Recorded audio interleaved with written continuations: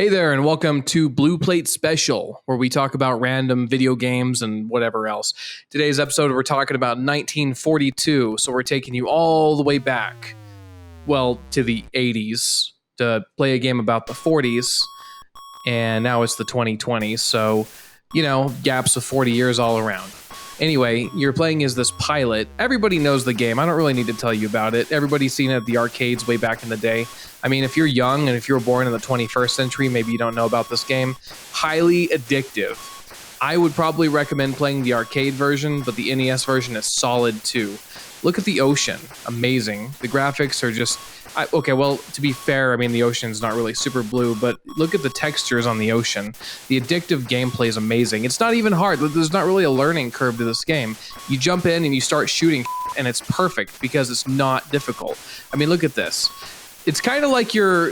I wouldn't want to say it's like your Galaga Galaxian type game because it's so much more than that in its own way. Yeah, those other games are addictive and they're instant classics, but I mean, this game right here is kind of reminds me of Xevious, which is kind of a lesser known... Ah, damn it, I died right there.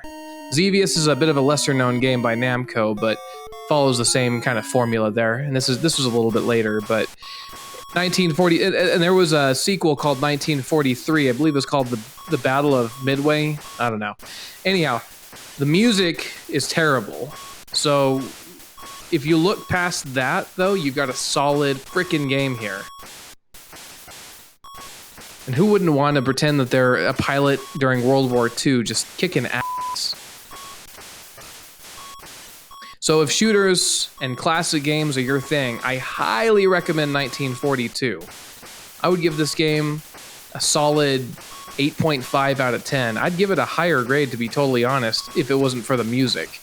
Yeah, and there's not a whole lot of variety in the game either, but does it really need to be? I mean, I honestly, honest to God, I played Berserk for hours on the Atari 2600. There was zero variety on that game. Zero.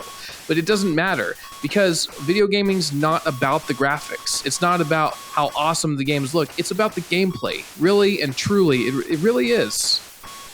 So that's 1942 on Nintendo. I hope you enjoyed that. Give it a try, seriously. And next up, we got Abadox on Nintendo. That's right, you're getting 3 for 1 today. So Abadox has a plot. It's got a story. Let's check it out. In the year 5012, the planet known as Abadox, interesting name, is soon eaten by a giant alien organism known as Parasitus. Where do they come up with these names? Parasitus? Really? Once the planet has been consumed, the alien takes the form of the entire planet and seeks to devour other planets within the galaxy. What? So this is like Planet Pac-Man, and like the other planets are pellets? I don't get that at all. This is a very disgusting looking game.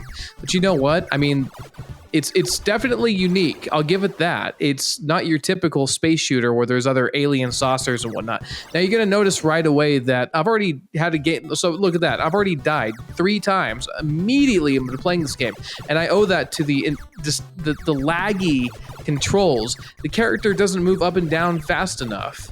I mean, and you can't even touch the surface. The surface doesn't even look like it's hard. I mean, I understand that the planet's devouring everything, but it just looks so squishy. I mean, I can understand that, I guess, to an extent. And then you're fighting off all these eyeballs and you're getting power-ups. It's almost like Contra in space. You know? A little bit. But it's definitely got the difficulty level of Contra because it's a one-hit kill.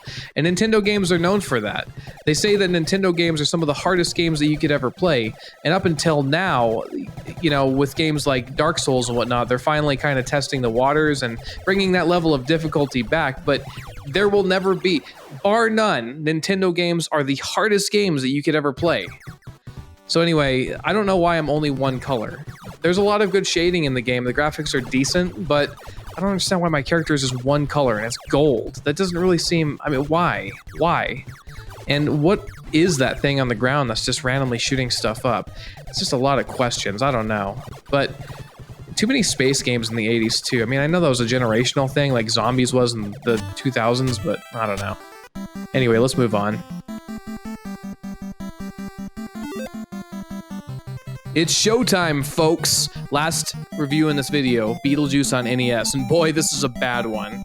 So, You see, you start off into the game, and there's really no explanation as to what you're supposed to do. You jump and get the key, and I mean, it's a leap of faith.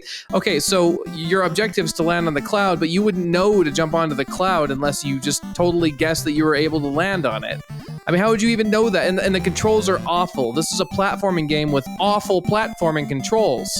You're basically running on ice the entire time.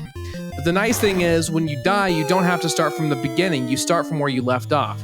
So this is a saving grace of the game. Now, you do get 3 lives, but you get several continues. The thing about I don't understand that. And if you use the continue, you start off exactly where you would if you had just died. So what's the point in giving me like all these continues? Just give me the 9 or whatever lives it is that I get anyway. So it's nice that it's nice that it's a bit more forgiving, but this is once again one of those games where everything kills you. I don't understand. How do you play as these characters and they're supposed to be special in that they're like, you know, able to have an immunity, this kind of stuff. Why would I play as some average Joe who just gets killed by every little thing? Beetlejuice is a dude.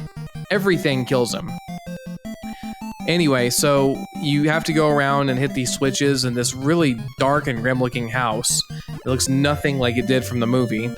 Anyway, and you're jumping around and you got these glitchy Atari lasers coming out that kill you. We've got these pots with, I don't know, anchovies or something. I don't even know what those are, and I don't get it. This has nothing to do with the movie. And then, okay, so that fish just hit me, but everything else kills me in one hit. So what's the point in having a health meter if everything else kills you in one hit? Sorry. My God, this game. So that little square thing, that's supposed to be a switch. It doesn't look anything like a switch. I mean, okay, do you remember I said earlier, like, it doesn't take good graphics to make a good game, but this game doesn't have great gameplay. There's a lot of games on Nintendo that tried to copy the Super Mario format, I guess, but this isn't cutting the mustard, man. Not at all. There's a shark in the bathtub. Okay, again, what does this have to do with the movie? It's amazing how many companies just don't understand. Okay, anyway, so here I am, walking around, I don't know, flipping switches and I guess doing nothing else. I'm making flowers grow too, but I don't understand the point. What does a flower even do? Does that give me health? Again, if it's a one-hit kill, there's no... All 3 of these goddamn games have been one-hit kills. I don't even know what's going on right there. Just some crazy shit. But anyway, let that just do its thing. Okay, so I picked up the Book of the Deceased. I don't even know what this does. So, you know, I pressed both buttons and there's a jump and then there's the stomp and that's basically it. I don't understand what I'm supposed to do with that. Press select, press start, nothing happens. And then I end up on the top of the house, alright? Well, at least that makes sense. But then I'm jumping on clouds and that makes absolutely no sense at all. So here I am at, I guess, the neighbor's house, and there's little cockroaches and a giant scorpion. If you're gonna make the cockroaches the right size, why not make the scorpion the right size? You know. And then the shrunken head dude, I guess, is the shopkeep. Okay, well that's good and fine, I suppose. Okay, how do you select this? I'm pressing everything again. God damn it! These controllers have like 2 buttons. It's B and A, and then the D-pad. Jesus, I think I selected it. Okay, again, I'm pressing everything and nothing's doing anything. So how am I supposed to use it? God. Am I supposed to make that cloud move? Come on, game, give me a little bit of direction here. Okay, so I go down the hole. I wouldn't have ever guessed that. Alright, so... Why were there like a bunch of 75s? Oh, I don't go down that hole? Well, where am I supposed to go? It doesn't look like I can go back up there, so I'm assuming I'd have to go back down the hole. But it doesn't let me because I just die right away. Oh, you can jump right through the rock? How does that make any sense? How am I supposed to get that? Everything else is solid, but like some of these platforms you just go right through. This platforming is terrible. Absolutely dreadful. This is horrible platforming. Okay, so I guess you have to kill the monster in the hole and then you're able to get out of it. Well, that's fine, I guess. So go back down, let's go down the other hole, and Jesus.